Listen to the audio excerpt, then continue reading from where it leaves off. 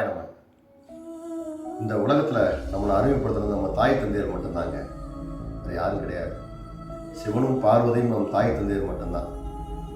எத்தனை பேர் நம்மளுக்காக தன் வாழ்க்கையை அர்ப்பணிக்கிறாங்கன்னு நினைக்கிறீங்க? தாய் தந்தையர் மட்டும்தான் நம்மளுக்காக தன் வாழ்க்கையை அர்ப்பணிக்கிறாங்க. நம்மளை பெற்றெடுத்து படிக்க வச்சு நல்லது கெட்டது திருமணம் எல்லாத்தையும் பார்த்து பார்த்து நம்ம பெற்றவங்க செஞ்சு ஓடா தேஞ்சு போகிறாங்க. ஆனால் அப்படியாப்பட்ட தாய் தந்தையரை நம்ம அநாத ஆசிரமத்தில் விட்டுறோம். அதாவது முதியோர் இல்லத்தில் நம்ம விட்டுறோம். ரோட்டில் பார்த்தீங்க அப்படின்னா நிறைய முதியவர்கள் கையேந்தி யாசம் கேட்குறாங்க.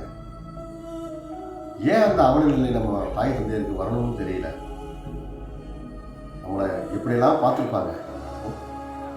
நம்ம பெத்த பிள்ளைங்க நம்மளை பார்த்துக்கணும்னு நினச்சிக்கிறாங்க, நம்மளெல்லாம் வளர்க்குறாங்க, எல்லாம் செய்வாங்க அப்படின்னு. தன் ரத்தத்தையே பாலா கொடுக்குறது தாய் மட்டும்தாங்க, வேற யாரும் கிடையாது. நம்ம புள்ள வரல லேட் ஆகிடுச்சு அப்படின்னா நம்ம மனசு எப்படி தாய்க்கு பதறும் தெரியுமா? இது கடவுள் கூட நம்ம பார்க்க முடியாதுங்க. தாய் தந்தையர் தான் முதல் கடவுள். அதனால் பெத்த தாய் தந்தையரில் யாராக இருந்தாலும் தயவு செய்து அவங்கள இழந்துடுறாங்க. அவங்க நம்மளுக்கு கிடைச்ச ஒரு பெரிய பொக்கிஷன்.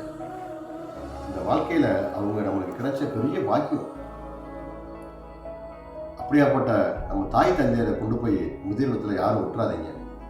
அப்படி ஒரு அவலநிலை வந்துச்சு அப்படின்னா நீங்கள் ராமேஸ்வரத்தில் இருக்கக்கூடிய இந்த கைலாய ஈஸ்வரர் திருக்கோவிலில் அந்த தாய் தந்தையரை எங்ககிட்ட கொடுத்துக்குங்க.